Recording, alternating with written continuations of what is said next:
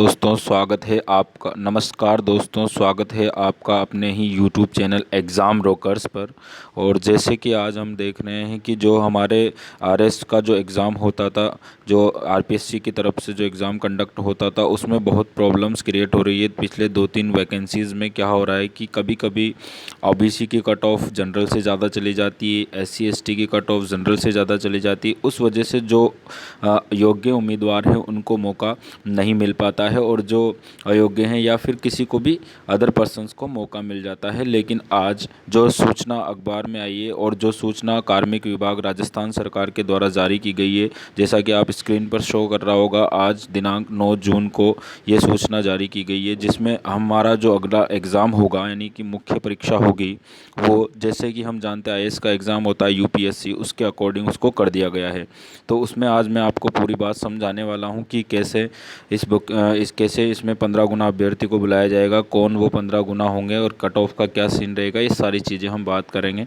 तो अगर आप हमारे चैनल पर नए हैं तो हमारे चैनल को सब्सक्राइब कर लो ऐसे ही लेटेस्ट अपडेट के लिए। Thank you. स्टार्ट करते हैं। देखो, ये इसमें जो सारी बातें लिखी हुई है सामने, अब हम पहले मेन नियम पे आते हैं जो हमारा काम का है। वो यही है कि परीक्षा की स्कीम, व्यक्तित्व और मौखिक परीक्षा। इसमें बोल रखा है कि मुख्य परीक्षा में प्रवेश दिए जाने वाले अभ्यर्थियों की संख्या इस परीक्षा के माध्यम से वर्ष में भरी जाने वाली रिक्तियों की कुल अनुमानित संख्या की 15 गुना होगी, किंतु उक्त रेंज में उन सभी अभ्यर्थियों को जो उतने अंक प्राप्त करते हैं जितने के आयोग द्वारा किसी निम्नतम रेंज के लिए नियत किए जाएंगे, मुख्य परीक्षा में प्रवेश दिया जाएगा। तो इसका मतलब ये है कि जो हर एक कैटेगरी यानी कि चाहे ओबीसी हो चाहे एससी एसटी हो, सबके उस वक्त में दी गई रिक्तियों के अनुसार हर कैटेगरी में जो भी रिक्तियां हैं उनकी प्रत्येक कैटेगरी के अनुसार 15-15 गुना स्टूडेंट्स को अगले मुख्य परीक्षा के चरण के लिए बुलाया जाएगा। आई थिंक समझ में आ गई होगी बात कि ऐसा नहीं है कि एक कट ऑफ डिसाइड कर दी और 15 गुना, चाहे वो जनरल के बच्चे हों चाहे कोई, ऐसा कुछ नहीं होगा। ऐसा होगा कि जैसे एससी एसटी की जितनी 200 वैकेंसी है तो 200 का 15 गुना कर लीजिए, ओबीसी की 100 वैकेंसी है तो 100 का 15 गुना कर लीजिए, ऐसे होगा। यानी कि हर एक कैटेगरी के 15 गुना बच्चों को बुलाया जाएगा, इस प्रकार से हो जाएगा। और ये जो नया रूल है, ये नया यूपीएससी के में भी ऐसा ही होता है, उसमें भी हर एक कैटेगरी से 15 गुना विद्यार्थियों को बुलाया जाता है।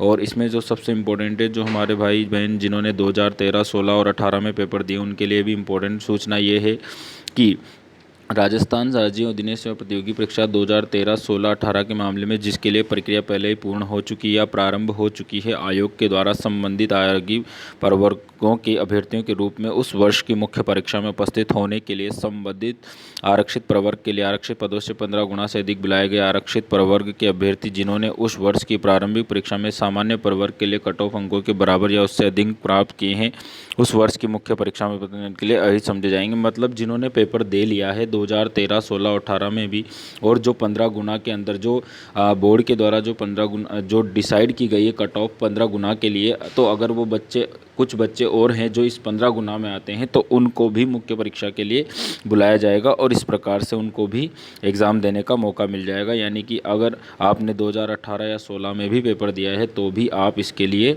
ये नियम आपकी वैकेंसी पर भी लागू हो रहा है। ठीक है, क्या समझ में आ गई? अब नेक्स्ट है कि इस नियम के प्रयोजन के लिए आरक्षित प्रवर्ग से कोई ऐसा प्रवर्ग अभिप्रेत है जिसके लिए या तो क्षैतिज और आसार, मतलब जितने भी कैटेगरीज में आरक्षण लागू होता है उन सभी के लिए है, ऐसा नहीं है कि किसी स्पेशल कैटेगरी के लिए है, सभी के लिए हैं। और बाकी तो सारी चीज़ें नॉर्मल ही है, सारे रूल्स वही है। देखो, उन अभ्यर्थियों को जो मुख्य परीक्षा में न्यूनतम अंक प्राप्त करते हैं जितने आयोग द्वारा नियत किए जाएंगे, आयोग द्वारा सख्त, वो तो कन्फर्म होता है कि जितनी कट ऑफ डिसाइड होती है उसी के हिसाब से मुख्य परीक्षा यानी कि मेंस एग्ज़ाम के लिए बुलाया जाता है।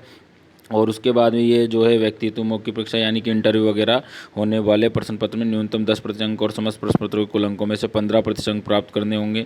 ये सारी चीज़ें क्या होता है। और एक सबसे इम्पोर्टेंट सूचना जो आपको कोई नहीं बताएगा वो ये है कि इसमें कहीं पे ऐसा लिखा हुआ है, जैसे कि आप देखिए, परंतु अनुसूचित जाति के प्रवर्गों से संबंधित अभ्यर्थियों को ऐसे न्यूनतम 5% का शीतलीकरण दिया जाएगा। मतलब उसमें ऐसा है कि सपोज़, जैसे मैं आपको पूरा बताता हूँ, देखो यहाँ पे, ये देखो कि यहाँ जो लाइन लिख रही है, इस प्रयोजन के लिए रिक्तियों की कुल अनुमानित संख्या की 15 गुना के विचार की संख्या सीमा की शर्त को शिथिल किया जाएगा। मतलब अगर सपोज आप किसी एससी या एसटी कैटेगरी में बिलोंग करते हैं और आपकी कट ऑफ ज़्यादा डिसाइड की गई थी पहले, लेकिन आपकी कैटेगरी में वो 15 गुना बच्चे नहीं मिले हैं बोर्ड को, तो हो सकता है आपकी कट ऑफ को कम कर दिया जाए। मतलब आपकी पर्टिकुलर कैटेगरी की कट ऑफ को घटा दिया जाएगा। शिथिल करने का मतलब यही है।